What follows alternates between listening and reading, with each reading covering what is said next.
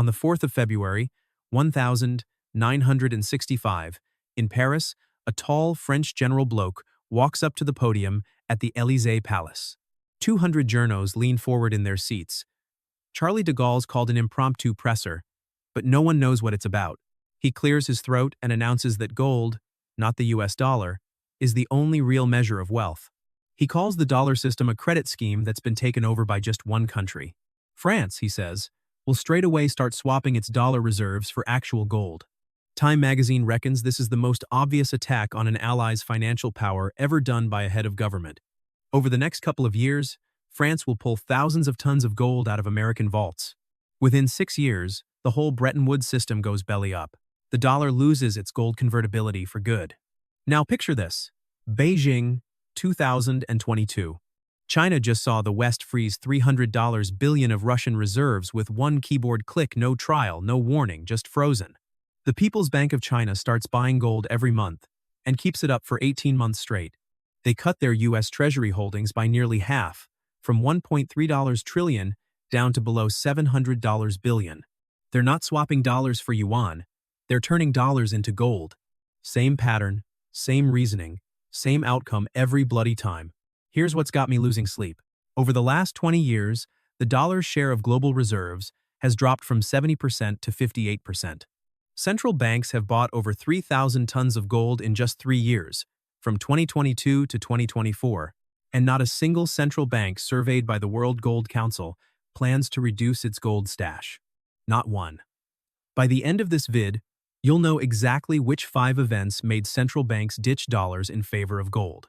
So what happened to gold prices each time? And why is the pattern we're seeing now the most intense in modern history? Stick with me as we get started. This is just historical info, not financial advice. Do your own research. The pattern has 4 phases. Only base them on the evidence that's out there. Phase 1. A country realizes its US dollar holdings are a political hassle, not just a financial asset. Phase 2. It begins quietly converting its reserves. Phase 3. The word gets out about the conversion. Phase 4. Gold prices shift to reflect a world with less dollar power. More examples of gold stacking.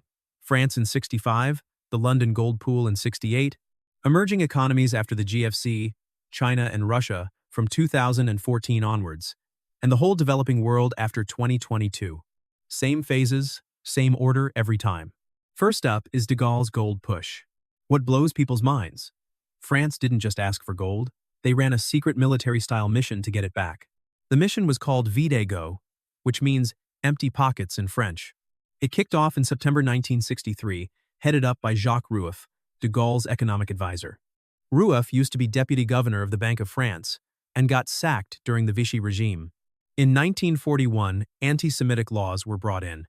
For the rest of his career, he argued that the dollar system let the U.S. run deficits without any blowback. Over 3 years, France moved 3,313 metric tons of gold from New York and London to Paris, using 44 sea trips and 129 air missions. Each trip of Compagnie Générale Transatlantique's ocean liner carried 25 tons. De Gaulle was going to send the missile cruiser Colbert to New York to get it back. Valéry Giscard d'Estaing, his finance bloke and the one who came up with exorbitant privilege, talked him out of it, reckoning it was too bloody obvious. By 1967, France's reserves were made up of 92% gold. After going up from 71%, France then left the London gold pool on the 11th of June, 1967. That put more pressure on America to cover more of the defense. What happened next? Gold shot up from $35 to $850 an ounce. By January 1980, bought at $35 an ounce, France's gold is now worth over $360 billion. That's a 300% increase. The next example shows it wasn't just a fluke. The London gold pool went tits up in March 1968 when 8 central banks tried to keep the gold price at $35. The market said no. Number 2. The pool's failure. The London gold pool was set up by 8 central banks in November 1961, with the US putting up half. The rest was split between West Germany, the UK, France, Italy, Belgium, the Netherlands, and Switzerland. Their job was simple. Whenever the gold price went above $35, they'd sell gold to keep the Bretton Woods system going. It worked for 7 years, then stopped. On the 18th of November, 1967, Britain devalued the pound by 14%, which sent gold buyers into a panic during the final crisis. In the first 2 weeks of March 1968, the pool lost nearly 1,000 tons. On the 8th of March alone, they sold 100 tons, compared to the usual daily volume of 5.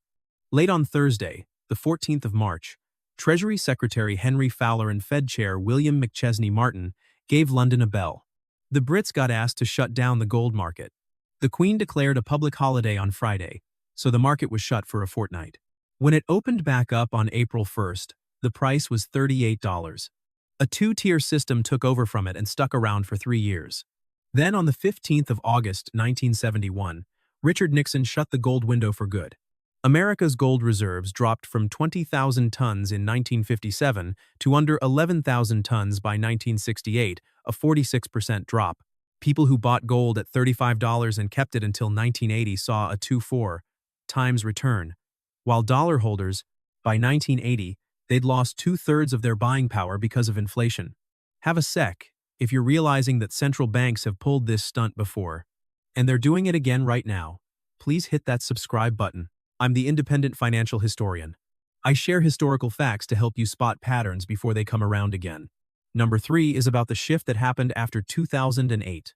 In 2009, central banks switched from net sellers to net buyers of gold, a first in ages. The financial crisis was the spark. Fear was the driving force, and India made the first move in October 2009. The Reserve Bank of India bought 200 tons from the International Monetary Fund at $1,045 an ounce. This was the biggest single increase in India's gold holdings on record. Then China sprung a surprise. In April 2009, Beijing admitted it had quietly stashed 454 tons since 2003, a 76% rise that no one knew about. Russia started buying steadily from around 400 tons in 2008, and over the next 10 years it added over 11 tons.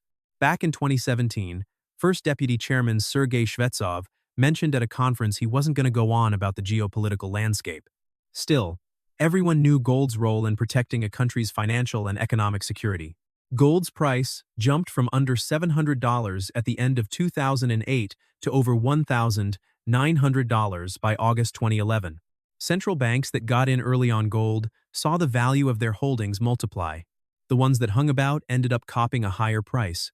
Fourth up is how China and Russia sped up their buying.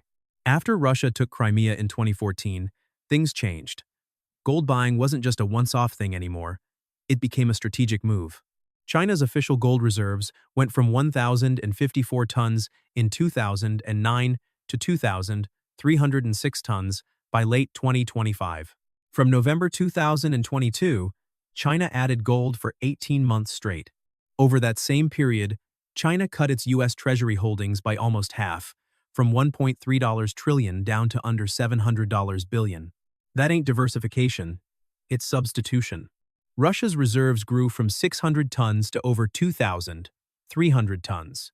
But the real game-changer came on 24 February 2022, the day Russia invaded Ukraine. The West froze about $300 billion worth of Russia's foreign exchange reserves. That one move of freezing a sovereign country's savings changed the way every central bank on the planet thought. If a foreign government can freeze your reserves, then they aren't really reserves. They become hostages, and you can't freeze or sanction gold. Gold sitting in your own vault is yours and nobody else's. Every central bank around the world saw what went down with Russia's dollars, and everyone that had dollars asked themselves the same question. Could that happen to us? The answer was yes, and the reply was gold. The fifth point's about that big jump from 2022 to 2026, and the numbers don't lie, mate. Back in 2022, central banks bought 1,082 tons, the most since 1950, then 1,037 tons in 2023. They grabbed 1,045 tons in 2024 and 863 tons in 2025. Over 3 years, they stacked more than 3,000 tons, roughly double the rate of the previous 3 years. Poland was top in 2025 with 102 tons, Kazakhstan chipped in 57, and Brazil added 43. These aren't just small players mucking about. They're sovereign nations making serious calls on where to stash their national wealth. According to the World Gold Council's 2025 survey, 95% of central banks expected gold reserves to go up in the next year. None planned to sell, but 75% said they'd reduce their exposure to US dollar-linked assets. Now, here's the number that'll really grab your attention. By August 2025, the total value of central bank gold reserves reached $4.5 trillion. That's more than all foreign holdings of US Treasuries. $3.5 trillion for the first time since 1996. The dollar ain't crashing down, but it's slowly being replaced. Bit by bit, ounce by ounce, and the ones doing the swapping are the same ones printing the money right now. What hits zero in every case is the thing that gets smashed. Unhedged exposure to the dollar, not the dollar itself. The US dollar's still the world's top currency, but the idea that dollar reserves are safe, permanent, and untouchable died in February 2022 when the West froze Russia's assets. That idea is never coming back.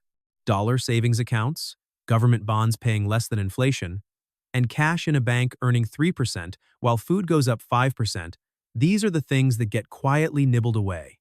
These are the holdings that get silently eaten up. This doesn't happen in a crash. It's a slow, hidden shift of wealth from folks with paper assets to those with real stuff. Right now, gold's smashing through $4,700 an ounce. That's a bloody clear warning sign, mate. 13 months back, it was sitting at $3,000, and it's nearly doubled since the start of 2024. After peace talks with Iran fell through, the US has just announced a naval blockade in the Strait of Hormuz. Oil's heading towards $100, while the US deficit has already hit $1.2 trillion in just the first half of the year. Back in March, the national debt cracked $39 trillion. Interest payments each month are $88 billion. That's more than what the Gov spends on defense and education combined, and it's got the Fed in a real pickle. Drop rates and inflation gets worse. Hike 'em and the government can't pay its debts. The central banks know there's no easy way out without some pain, so that's why they're buying gold, not because of some conspiracy theory or dodgy online article. I mean, they're the ones printing the money. They know full well what happens when they print too much. It ain't about whether this pattern keeps going. It's whether you're going to line up with the mob that controls the money supply, or go the other way, like de Gaulle saw, coming back in 1965. The gold pool collapsed in '68, emerging markets changed tack in 2009, and China and Russia got stuck into it in 2014. Since 2022, every central bank around the world's been heading the same way. 5 times over 5 decades. Same pattern, same phases, same outcome. The only thing that changes is you.